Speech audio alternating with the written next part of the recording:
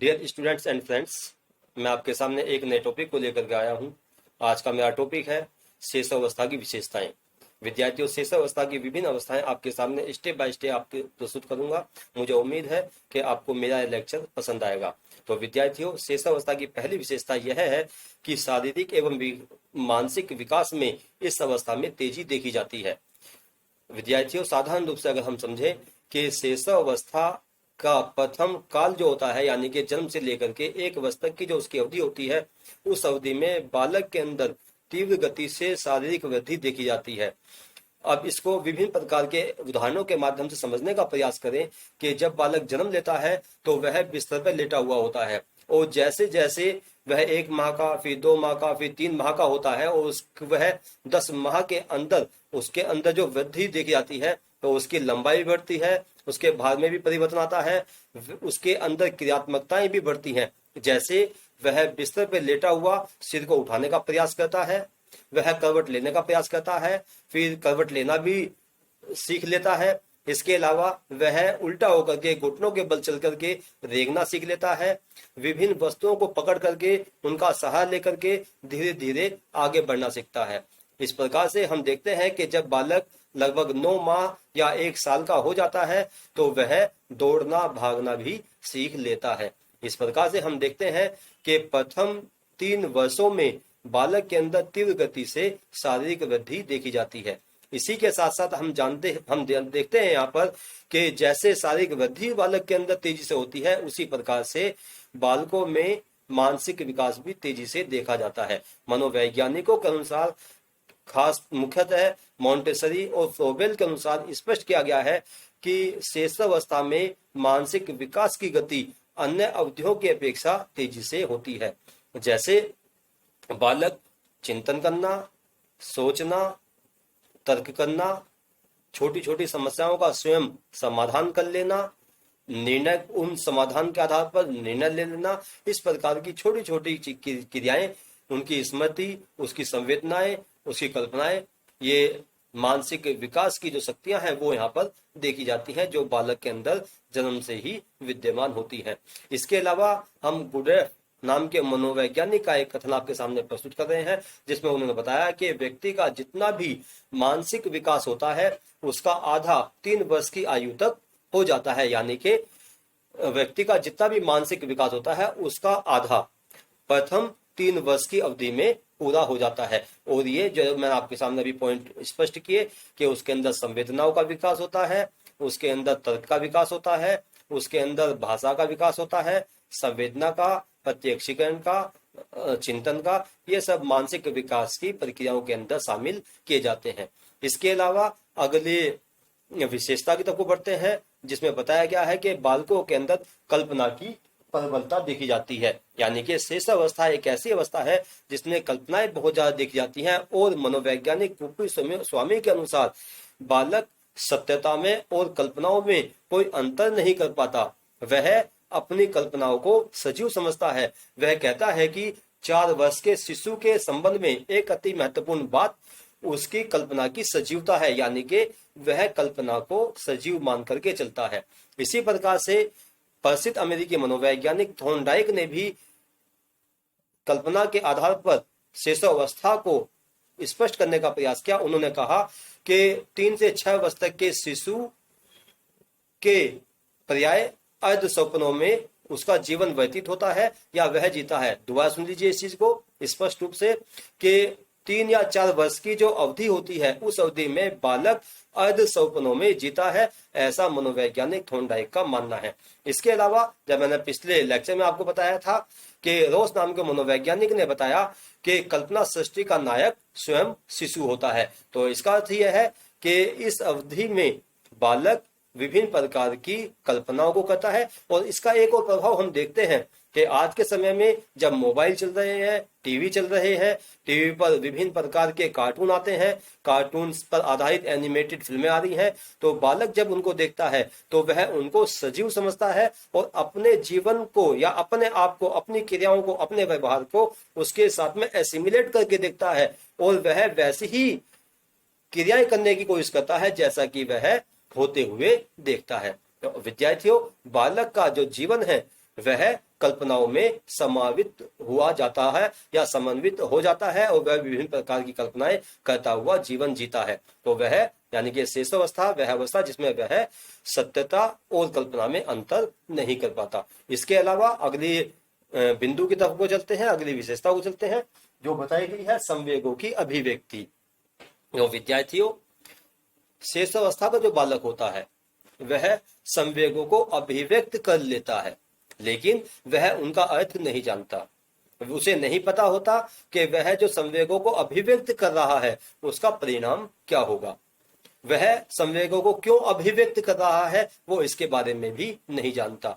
मनोवैज्ञानिक, अमेरिकी मनोवैज्ञानिक जेबी वॉटसन ने इस बात को बताया कि जन्म के प्रथम वर्षों में बालक के अंदर 3 संवेग प्रकट होते हैं या अभिव्यक्त होते हैं, भय, प्रेम और क्रोध। वह इन तीनों संवेगों का प्रकटन करता है, उनकी अभिव्यक्ति करता है। इसी प्रकार से बीजेस नाम के जो मनोवैज्ञानिक है उन्होंने 1932 में रिसर्च कार्य किया और उस रिसर्च कार्य के आधार पर उन्होंने बताया कि प्रथम 2 वर्षों में ही बालकों के अंदर संवेगों का पूर्ण विकास हो जाता है।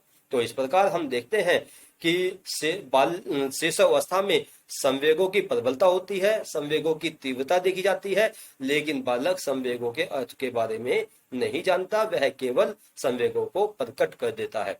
इससे आगे बढ़ते हैं अगले बिंदु की तरफ को, जो है अनुकरण की प्रवृत्ति। विद्यार्थियों, हम देखते हैं कि शेष अवस्था का जो बालक होता है उसके अंदर अनुकरण की प्रवृत्ति देखी जाती है। यहाँ पर बहुत सारे एग्जाम्पल अनुकरण की प्रवृत्ति से संबंधित आपके सामने प्रस्तुत किए जा सकते हैं, लेकिन कुछ उदाहरण के माध्यम से आपको समझाने का प्रयास करूंगा कि बच्चा जो है, छोटा बच्चा जो भी क्रिया को अपने परिवेश में होते हुए देखता है वैसा ही वह करने का प्रयास करता है। जैसे छोटा बच्चा है, 2-2.5 साल का है, 3 साल का है, उसकी मम्मी कपड़े धो रही है तो वह भी उनके पास जाकर के उन्हीं के अनुसार कपड़े धोने का प्रयास करता है। अगर मम्मी बर्तन धो रही है तो बच्चा जाएगा उनके पास और उन्हीं की तरह से बर्तन धोने का प्रयास करेगा। हालांकि जानते हो आप भी कि वह बर्तन नहीं धो पाता, लेकिन या ना धो सकता है, लेकिन फिर भी वह इस प्रकार का प्रयास करता है जो उसकी अनुकरण की प्रवृत्ति को संकेत करता है। इसके अलावा आपने देखा होगा जितनी भी गतिविधियां घर और परिवार में उसके बड़े बहन भाइयों के माध्यम से होती है, परिवार के और जनों के माध्यम से होती है, वह उस क्रिया को देख करके उसके जैसी ही क्रिया करने का प्रयास करता है। तो विद्यार्थियों, यहाँ पर सबसे महत्वपूर्ण बिंदु जो है शेष अवस्था के बारे में, वह उसकी अनुकरण की प्रवृत्ति के से संबंधित है कि बालक के अंदर अनुकरण की प्रवृत्ति होती है। और मनोवैज्ञानिकों ने विभिन्न प्रकार के सिद्धांतों के माध्यम से ये स्पष्ट किया कि विद्यार्थी बहुत सारी क्रियाएं अपने जीवन में अनुकरण के माध्यम से ही सीखता है। इससे आगे बढ़ते हैं, अगली विशेषता की तरफ आते हैं कि मूल प्रवृत्ति पर आधारित व्यवहार।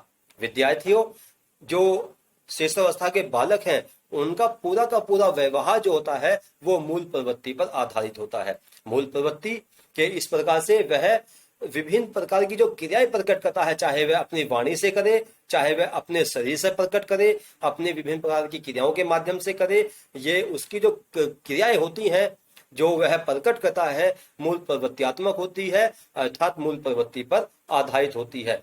वह कुछ क्रियाओं को इस प्रकार से करने का प्रयास करता है कि जब वह अपने परिवेश में होते हुए देखता है, जैसे कोई चीज सामने रखी हुई है तो वह उसकी तरफ को झपटने का प्रयास करेगा, उसको उठाने का प्रयास करेगा। जैसे कोई खिलौना रखा हुआ है तो उसको उठाएगा, उसको अपने मुंह में दे लेगा, अंगूठा अपने मुंह में दे करके उसको चूसना शुरू कर देगा। ये सारी चीजें जो हैं, ये सारी क्रियाएं जो हैं वो उसकी मूल प्रवृत्ति पर आधारित होती है, उसकी मूल प्रवृत्ति को दर्शाती हैं। और यहाँ पर यह भी स्पष्ट कर देना चाहूंगा कि बालक का जो जीवन है वो पूरा का पूरा विभिन्न प्रकार की मूल प्रवृत्तियों पर ही आधारित होता है और उनके माध्यम से ही संचालित होता है।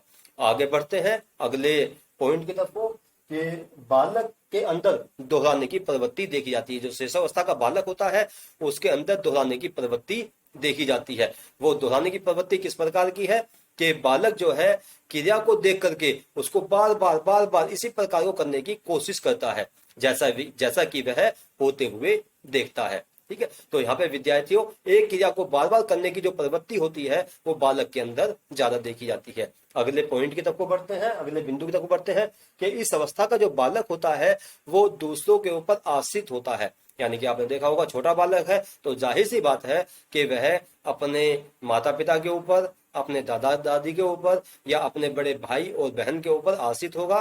तो वह गोद में आने का प्रयास करता है, गोद में खेलने का प्रयास करता है, स्नेह को प्राप्त करने का प्रयास करता है, अपने बड़ों से सहानुभूति को प्राप्त करने का प्रयास करता है। उसे अगर कोई ट्रॉफी दिखा दी जाती है, कोई खाने की चीज दिखाई जाती है तो उसकी तरफ को तुरंत लपकने का प्रयास करता है, उसको प्राप्त करने का प्रयास करता है। तो वह बालक जो है, छोटा बालक, वह अपने आप पर निर्भर नहीं होता बल्कि वह दूसरे के ऊपर निर्भर होता है जब तक कि वह विद्यालय जाना नहीं सीखता। अर्थात 3 साल की अवस्था तक तो वह पूर्ण रूप से अपने माता पिता के ऊपर निर्भर रहता है। उसके बाद जब वह स्कूल जाना सीख लेता है तो वह अपनी पसंद के कपड़े पहनना, यूनिफॉर्म पहनना, उनके बटन लगाना, शूज पहनना, सॉक्स पहनना, इन सब चीजों को जब उसको कराया जाता है तो वह अनुकरण की प्रवृत्ति के माध्यम से खुद भी करने का प्रयास करता है, उसको बार बार दोहराता है तो वह उसको सीख लेता है और फिर वह धीरे धीरे अपने आप क्रियाओं को करता है, वह दूसरे के ऊपर निर्भर नहीं रहता और फिर बाद में वह अपने आप सारी क्रियाओं को करना सीखने लगता है।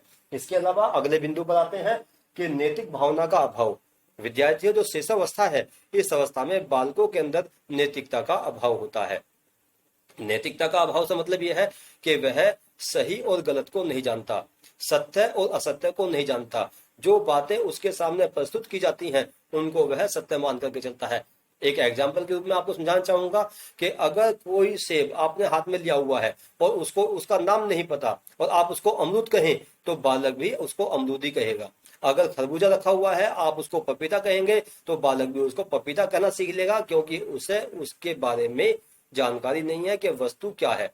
तो विद्यार्थियों यहाँ पर बालक के अंदर नैतिकता का अभाव होता है, उसको अच्छी और बुरी की समझ नहीं होती, वह हर चीज को वह सही और गलत में अंतर नहीं कर पाता, सत्य और सत्य में अंतर नहीं कर पाता, बुरे और अच्छे में अंतर नहीं कर पाता। तो यह नैतिकता के अभाव वाली अवस्था भी मानी जाती है। इसके अलावा नेक्स्ट पॉइंट आता है, जो लास्ट पॉइंट है, कि आत्म प्रेम की भावना। विद्यार्थियों छोटे बच्चों में हम देखते हैं कि उनके अंदर आत्म प्रेम की भावना होती है। वह बच्चे चाहते हैं कि दूसरे जो घर और परिवार के बच्चे हैं वह उसको लाइक करें, उसको प्यार करें, उसको गोद में लें, उसको थपथपाएं, उसके साथ में खेलें और खाने पीने की चीजें जो हैं सबसे पहले उसके हाथ में दें। तो इस प्रकार की प्रवृत्ति हम देखते हैं कि बालक के अंदर ये भावना होती है कि माता पिता जो हैं उसको ज्यादा लगाव दिखाएं, उसके प्रति सहानुभूति दिखाएं। तो इसको यहाँ पर आत्म प्रेम की भावना कहा गया है कि बालक चाहता है कि उसके माता पिता उसके साथ में सहानुभूति दिखाने का प्रयास करें, जो भी खाने पीने की चीज लाए सबसे पहले उसके हाथ में दे और वह कोशिश करता है कि वह अपने माता और पिता से और बच्चों की या घर के परिवार के सदस्यों की या बहन और भाइयों की अपेक्षा उसको ज्यादा लाइक करें, उसको ज्यादा पसंद करें। तो विद्यार्थियों यहाँ पे मैंने कुछ बिंदुओं के माध्यम से शेषावस्था की विशेषताओं को आपके सामने स्पष्ट किया है। तो मुझे उम्मीद है कि आपको ये एग्जाम्पल बहुत शॉर्ट रूप में जो मैंने प्रस्तुत किए हैं आपको जरूर पसंद आएंगे। आपकी एग्जाम की तैयारी के दृष्टिकोण से मुझे उम्मीद है कि आप इसको जरूर सुनोगे और ज्यादा शेयर करोगे, लाइक करोगे और सब्सक्राइब करोगे। धन्यवाद। जय भारत, जय हिंद।